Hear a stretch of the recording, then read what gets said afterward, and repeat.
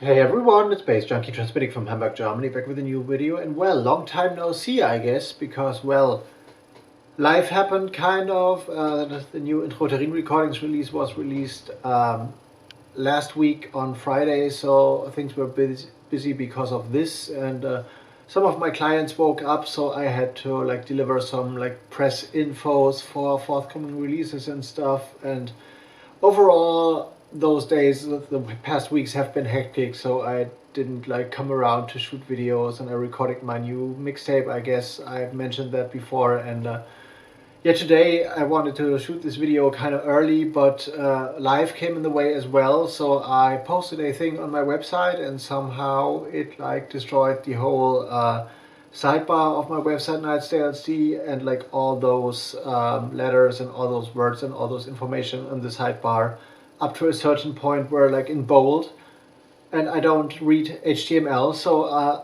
I was in trouble because I didn't want it to be those informations. I didn't want it to be bold and stuff. And the strange thing was, when I looked at a specific post, clicked a post URL and had the post visible on my screen, those information was normal as it used to be. When I looked at the whole website, at the entire website, the whole thing was bold, so I was quite puzzled, and solved the problem using HTML, which I don't know how to handle and how to write and how to read. So but the website looks good again and stuff, and then I had to write a record review and had some other things to do. But I'm back with a Vinyl Talk video, and another Vinyl Talk video about a record with a curious name, kind of, and I don't want anybody to be puzzled by this name, because it might sound quite offensive in the first place, and some of those things are kind of ironic and kind of mocking things you shouldn't mock, maybe, but this was another time. And I'm talking about this one, actually, a 7-inch single, once again, by a band called the Zen-faschisten, which is actually, if you translate it, the Zen-fascists. The track is called Rock and Roll Control. It's on the Service and Security label, which also is mocking things like you see this SS thing there, the letters, and yeah, the name. And it's actually, of course, Service and Security is a mockery of the German Schutzstaffel from World War III.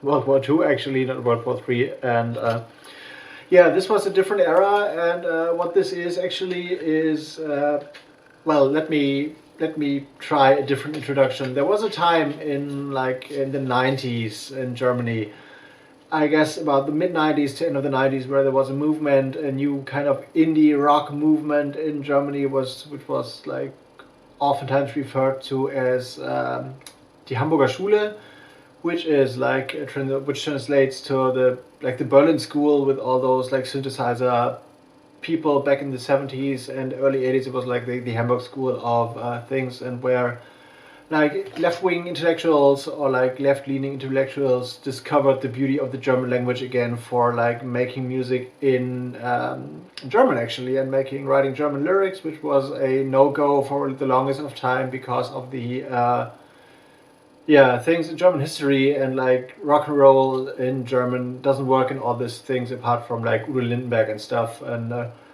yeah, there was a new kind of intellectual approach to using the German lyrics to express feelings and express things and stuff. And out of this movement came a lot of bands like Mutter, Kolossale Jugend, Die Goldenen Zitronen, Kastrierte Philosophen. Well, Goldene Zitronen were there way before.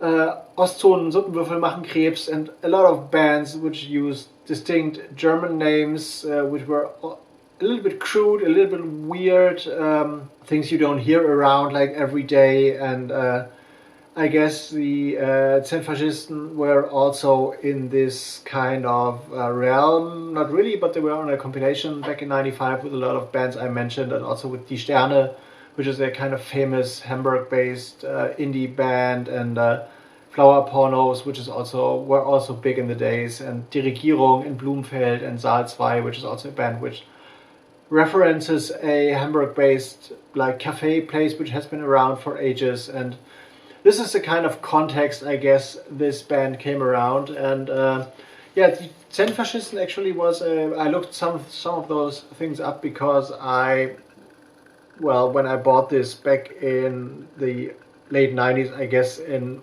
98, because the 0198 kind of refers to when this record was produced.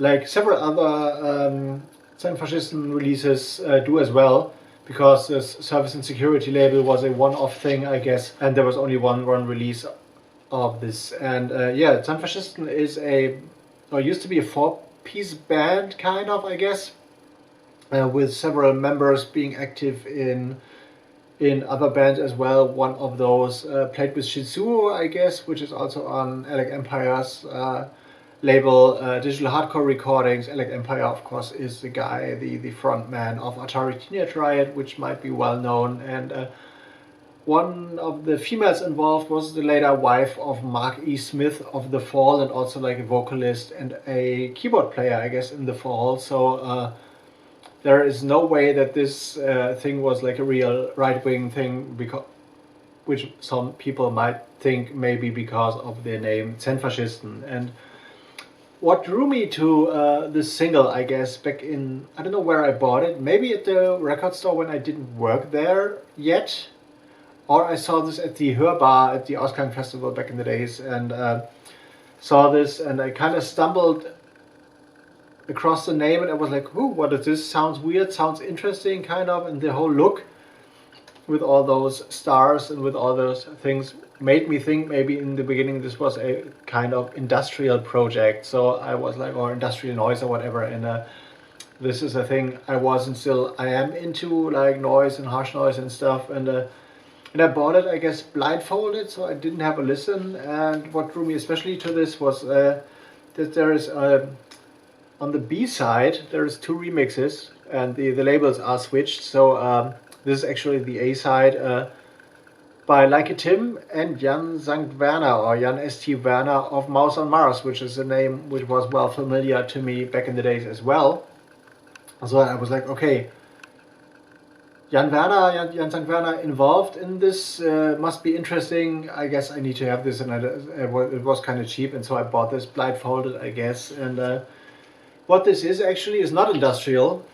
Would have been a surprise if it was, but it wasn't. So the original version of Rock and Roll Control on the A side is a long version, which in my opinion actually plays on 33 RPM, although Discog states differently for both sides. I am in doubt. So yeah, the A side is like basically a repetitive bass wave, I guess, played in with a like original like stand-up or upright bass or whatever, or with an electric bass guitar, slowed down, pitched down, and then you only hear the processed vocals that repeat the phrase rock and roll control in several warped and like morphed iterations, maybe is the right word. And you hear those vocals way in the back, so basically it's like a dub take on post-rock without any guitar or drum set, just this like very subdued, hypnotic, endless kind of bass loop, and this trippy vocals, maybe also like altered with tape echoes or whatever, which repeat over and over again in several layers, like rock and roll control, and this is like a very trippy experience. On the flip side, we have a Like a Tim mix. Like a Tim is a producer from the Netherlands, I guess, which also had like famous releases on labels like Jack's Up back in the days. His take is more like a takes the original motive and adds like a very raw 80s sound and drum machine to it, which kind of emulates like the sound of a real drummer and also the rhythm of a real drummer. And the Jan St. Werner version of Mars on Mars' fame, one half of Mars on Mars, is a kind of experimental, very minimal, very darkish, and like a lo-fi dub take. So this was like, the late 90s, so I guess done on very raw, basic computers, or even on hardware still. And yeah, this is like a very intriguing release. I still love it. It's very lo-fi, and what is curious, I mentioned this before, the zen-faschisten have released, let me look this up, several releases on other labels, and also on Choose Records, on Conquer Records, on Finlayson, and have contributed to other like kind of compilations and stuff. And the Choose Records release, for example, has a similar catalog number. Here, as you can see, it's ZF0198, and on the Choose Records, I looked this up, it's ZF0201, which points to kind of February of 2001. The release was in 2001 as well. Very interesting stuff. I don't have this, I only have this one. But yeah, it's a nice little record, and it causes always, like, when people see this around in my record box, or when I play this, or when they see this in like playlists, and also see the service and security abbreviation, which of course is SS, they're always a little puzzled and a little weirded out, because, well, they don't know the band obviously, because they only had or were existing in between 95 and I guess 2001 or maybe 2002, early 2002, so then they kind of vanished and didn't leave much of a trace musically, but yeah, I found this, I was lucky. Very obscure music, and I'm always in for some like weirded out, obscure things, as you know, and I played this a lot in my former radio show, Die Nachtschwestern, and always, or usually when I did like drone ambient, experimental DJ nights, out under the name Die Gesellschaft ist krank, oftentimes my former like event series I did in the early 2000s, I always had this in the box and used this as an intro, or like making a transition from like drone ambient to more post-rocky things. It was always a nice tune in between, and especially the A side with its like dubby drum lacking, hypnotic, endless lo-fi bass spirals and trippy vocals is always a thing I enjoy, and I pulled it out more recently to do a mix as well, and really enjoyed this, so I thought I could share this little record with you, and I hope you enjoyed this video. Once again, the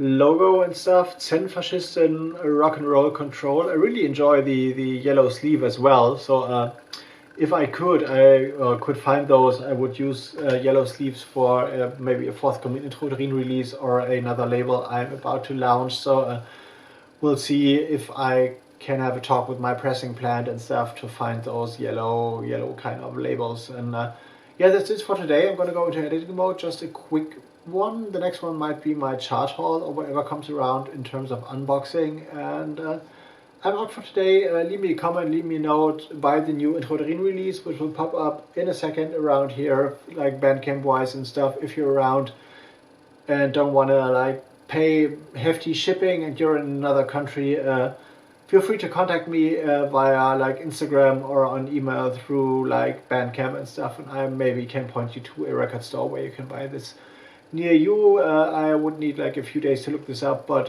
usually I am able to provide this kind of information as well. So leave me a comment, leave me a like, share, subscribe, whatever, you know the score, and I'm going to see you on the next one. See you later.